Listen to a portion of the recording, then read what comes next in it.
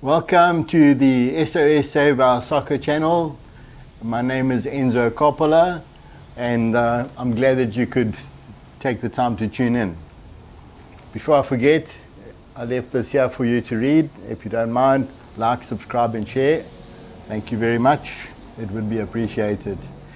Okay.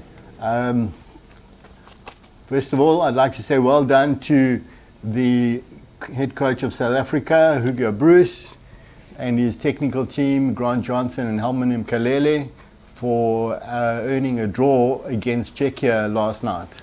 That was a very important result to keep the hopes of South Africa alive in the World Cup. So now it all comes down to the last game of the round robin, which will be against the Korean Republic. So that's going to be the main topic of my discussion this morning, in my opinion. I'm not going to go over the game last night in detail. And in general, what I'd like to ask, one of the questions I'd like to ask is, first of all, I anticipate that when South Africa plays against Korea, that the possession statistics will be in the favor of Korea. And I'll explain to you now why I think that. I think with less possession, the question is, with less possession, can South Africa create chances, and can we make enough opportunities for us to score goals to go through? So I'd like to give you a couple of statistics. Okay, against Mexico, South Africa had 40% possession. We know we ended up losing that game. Okay, and we only had 2 shots on goal the whole match with 40% possession. And we had exactly 0 touches in the 18-yard area of Mexico. So, that explains why we didn't win that game, okay? However, in the game against Czechia last night, South Africa had 60% possession. And although our touches improved in the box of Czechia, we got 16 touches in the box, excuse me, of Czechia, with 60% possession. We only forced 3 saves out of the goalkeeper. 3 saves out of 16 touches in the area. And we didn't score any. We had to rely, first of all, okay, you contrast that with Korea Republic, okay? Against Mexico, when they played last night, or earlier today, they had 58% possession, and they had 20 touches in the Mexico box. So even though they lost and they struggled to score, they had a lot of touches, they had a lot of possession. Korea did against Mexico. But Mexico were very strong defensively, and they were very difficult to break down. And they only lost because of a bad mistake by the goalkeeper of Korea. He dropped the ball at the feet of the Mexican player, and it was the easiest task for him to score. So were it not for that, it may have been a different story. So the other point I want to make, that when it comes to South Africa, I don't think the team runs enough. The stats show that against Mexico, the team as a whole ran 97 kilometers, just over 97 kilometers as a whole. So that means that if you divide it by player, it's just over 8 kilometers per player that they run during a match. The standard, the average standard across the world with professional players is between 10 and 13 kilometers per player that they run in any given match. So you can see by those stats, South Africa are not a running team. When they've got the ball, everyone looks active, they look busy and so on. But when it comes to off the ball, when the opposition's got the ball, South Africa lacks a bit of discipline, in my opinion. You look at the goal that was conceded against Czechia last night. It was a quick throw, and the throw-in was on the halfway line. I had a quick look when the throw-in was taken. More than half the South Africa team was not goal side. In other words, they were in the opposition half, And we're supposed to be defending a throw-in. Okay, granted the guy took a long throw-in. However, I mean, that's a basic thing. When you concede any set piece, and throw-in's a set piece, you quickly get goal side. You don't stand and watch the game. So that's something that South Africa needs to work on. Their running stats have to pick up. Just to give you another idea, Lionel Messi, his average per match running kilometers is between 8 and 9 kilometers in a match. But that's Lionel Messi. Not every player in the world is Lionel Messi. You don't have to run all the time. But to give you an idea, our running stats are on average the same as Messi, and he doesn't do as much running as everyone else. So that's something that needs to be worked on, in my opinion. So we struggle to create chances with 60% possession, like open play chances.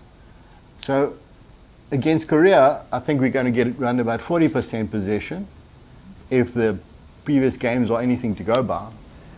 So what are we going to do with that 40%? Are we going to be able to make anything? Are we going to be able to create anything meaningful? So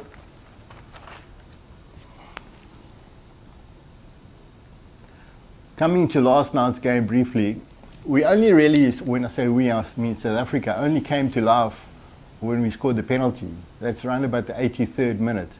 Up until then, we hadn't really created many chances. As I said before, we didn't really get into the box to be able to create chances. There were no real open chances that were created where we got down the line or we put good crosses in. Very, very few, if any, at all. In fact, I found it a bit strange. You know, in a match, in any given match, you can try a hallelujah shot 40 yards, from 40 yards, and hope for the best. South Africa tried four shots from 40 yards plus. What does that achieve? All that does is just give the ball back to the opponents. You know that you've got 0.1% chance of scoring from that distance. So why do they even try it? We tried four like that.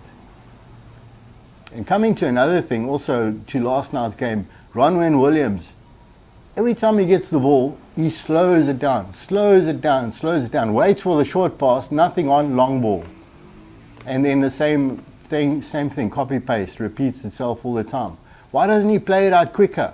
Why don't the midfielders make runs to open up space so that he can play it through and then we can go forward from there? Invariably, there's too many sideways passes, too many backwards passes. So, and also, now that I've mentioned Ronwen Williams, why does he need to set up a two-man wall when the opposition's got a free kick 40 yards out? 40 yards out, you've got a two-man wall. You don't even need a wall from that distance. So these are little things, but they're things that we need to look at, because those two players could be in the penalty area helping you defend if you need them.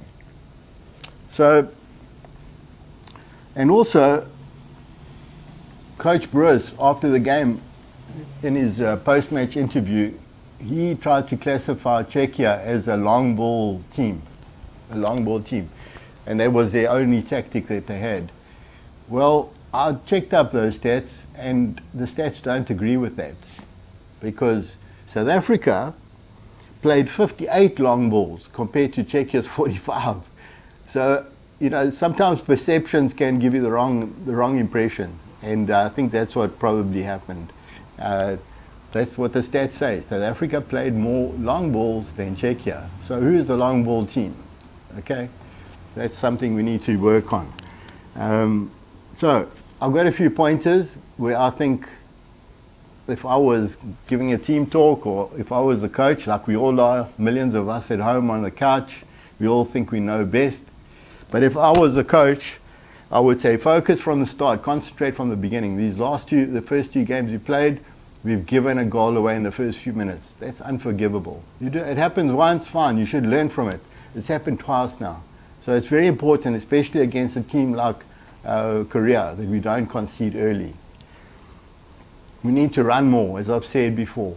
You can't win a soccer match unless you run. and our players need to run with intelligence. They need to be able to shuffle when they're defending. Shuffling means if the attack is on the left-hand side, we shuffle that way. If it's on the other side, we shuffle that way. And you restrict the options of your opposition. Now, too many of our players are lazy. I have to be honest and say that. They're lazy because they don't get back when we lose the ball. They don't get goal side. It's not an urgent thing for them to get back and get goal side. Because if they get goal side, you've got a better chance of defending. If you're facing the goal and you can see the attacker in front of you, then you're on the wrong side. So they need to do that. They need to get back and defend properly as a team. Our passing accuracy needs to be more clinical. Nearly dropped my paper. Passing accuracy has to be better. Too many times we give away the ball unnecessarily. We give away silly fouls. Some of our yellow cards are totally unnecessary. Don't need to give a foul in that situation. So they need to be a bit more careful and be more conscientious about that. We already lost Tebogo Mokoena for this game because of 2 yellow cards. We can't afford to lose any more, especially if we go through. So, and we need to get more players forward. Even the commentator picked it up on our feed, who said that South Africa have got all the possession, but there's no bodies in the box. So what do you do with that possession? And maybe that's part of the reason why we're not getting into that box, because there's no options there. We need to have people in there to make runs, and the players that are deeper, the midfielders, to be a little bit more creative. How many times did we get to the byline? I mean, that's a basic thing. Clive Barker, who I rank as the best coach ever in South Africa, he used to always say to us, get to the byline and get a crossing. And that causes havoc in the defense. And we don't seem to do that. In fact, it's a modern trend. People don't seem to get to the byline. So basically, I've covered most of my points, and I really hope that South Africa do well. It can be done. We have to work as a team, and we do have our limitations. Yes, I know that. We all know that.